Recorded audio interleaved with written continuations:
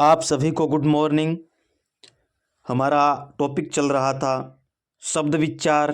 शब्द विचार में हमने एक भाग उत्पत्ति या स्रोत के आधार पर उसके जितने भी भेद थे 5 भेद वो हमने पीछे की कक्षा में पढ़ लिए। आज हम जो शब्द विचार का जो दूसरा भाग है व्युत्पत्ति के आधार पर उसकी हम चर्चा करने वाले हैं। यानी हमारा जो 2 नंबर का जो भाग है वो है व्युत्पत्ति या बनावट के आधार पर शब्द। इसके हमने 3 भाग हैं, वो है रूढ़ शब्द, यौगिक शब्द और योगरूढ़ शब्द। हम तीनों की आज विस्तार पूर्वक चर्चा करने वाले हैं। तो हम शुरू करते हैं योगरूढ़ शब्द। योगरूढ़ शब्द किसे कहते हैं, कौन कौन से होते हैं, इनके बारे में हम इस कक्षा में विस्तार पूर्वक चर्चा करने वाले हैं। हम शुरू करते हैं योगरूढ़ शब्द। यानी योगरूढ़ शब्द वे शब्द जो वर्षों से एक ही अर्थ में प्रयोग किए जा रहे हैं और जिनका संधि विच्छेद नहीं होता है। यानी इसकी सबसे बड़ी विशेषता वो है कि वे शब्द जिनकी संधि विच्छेद नहीं होता है वो होते हैं योगरूढ़ शब्द। हम उदाहरणों के माध्यम से समझते हैं कि कौन कौन से होते हैं। वह है दिन, पहाड़, धूप, लड़का, नदी, आकाश, स्त्री, गाय, रोटी, दीपक इत्यादि। अब आप दिन का वो संधि विच्छेद करो, नहीं होगा। इसी तरीके से पहाड़ का भी नहीं होगा, धूप का संधि विच्छेद भी नहीं होगा, लड़का का संधि विच्छेद नहीं होगा, ना ही नदी का होगा और ना ही आकाश का संधि विच्छेद होगा। स्त्री का संधि विच्छेद नहीं होगा, गाय का संधि विच्छेद नहीं होगा, रोटी का संधि विच्छेद नहीं होगा, दीपक का भी संधि विच्छेद नहीं होगा। यानी अब इससे निष्कर्ष निकल के आया कि वे शब्द जिनका संधि विच्छेद नहीं हो वे होते हैं। अब 2 नंबर का जो भाग है वो है यौगिक शब्द। यानी व्युत्पत्ति के आधार पर जो शब्द विचार है उसमें हम पढ़ रहे हैं, उसका जो दूसरा भाग है वो है यौगिक शब्द। यौगिक शब्द वे शब्द जो 2 शब्दों से मिलकर बने होते हैं और दोनों का अलग अलग हो तथा अपने ही अर्थ में प्रयोग किए जाएं, यौगिक शब्द कहलाते हैं। अब हम इसके जो उदाहरण हैं उसके माध्यम से इसको ज़्यादा समझने के लिए हम उदाहरणों का सहयोग या सहारा लेते हैं। तो आइए हम इसके जो उदाहरण हैं उसकी चर्चा करते हैं। उदाहरण नंबर 1 है अभयारण्य।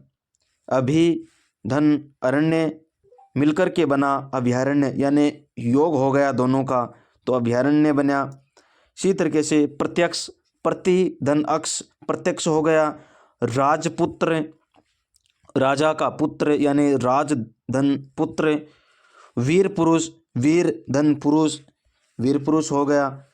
अब हम उसमें तो ये था कि संधि विच्छेद नहीं होगा, इसमें संधि भी हो रहा है, समास भी, उपसर्ग भी, प्रत्यय भी, सारे के सारे नियम लगेंगे। यानी संधि, समास, उपसर्ग और प्रत्यय के समस्त उदाहरण यौगिक शब्द कहलाते हैं, केवल और केवल बहुव्रीहि समास को छोड़ करके। यानी जो बहुव्रीहि समास होगा वो यौगिक शब्द में नहीं आएगा और जितने भी शब्द होंगे जिसमें संधि विच्छेद होगा, समास होगा, उपसर्ग होगा और प्रत्यय होगा, वे शब्द समस्त शब्द यौगिक शब्द होते हैं।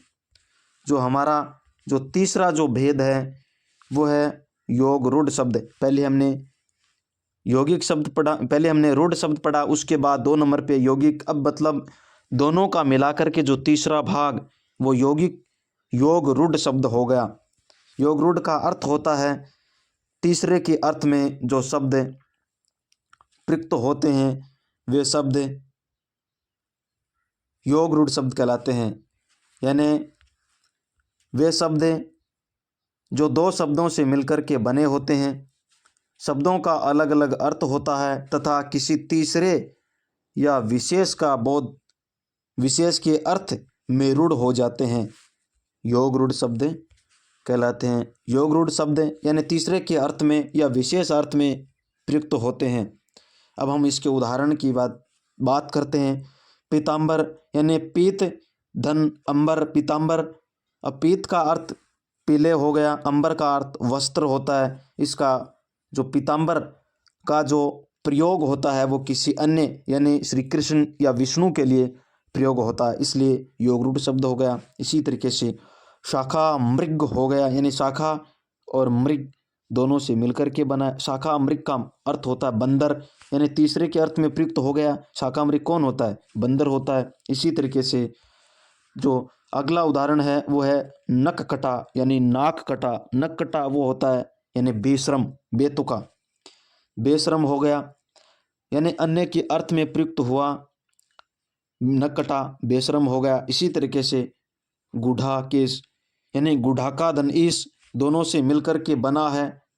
गुढ़ाका का अर्थ होता है अर्जुन या शिव, यानी गुढ़ाका जो प्रयोग होता है वो तीसरे के अर्थ में होता है, वो है अर्जुन या शिव के अर्थ में।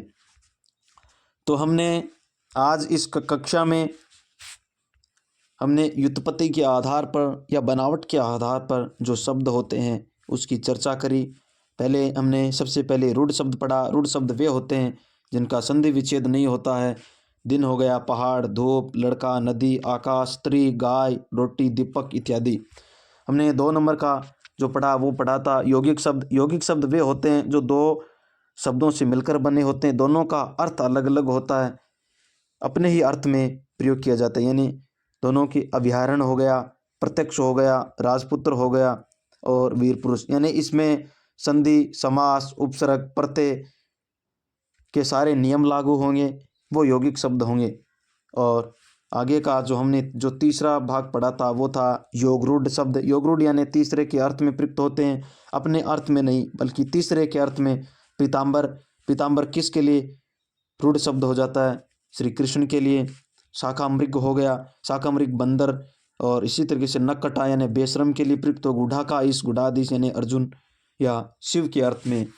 इस तरीके से आज हमने इस कक्षा में जो शब्द विचार का 2 नंबर का भाग व्युत्पत्ति के आधार पर जो शब्द थे 3 प्रकार के थे, वो तीनों आज हमने इस कक्षा में पढ़ लिए हैं। और हम आगे की जो चर्चा है वो अगली कक्षा में करने वाले हैं। तब तक के लिए आप सभी को धन्यवाद।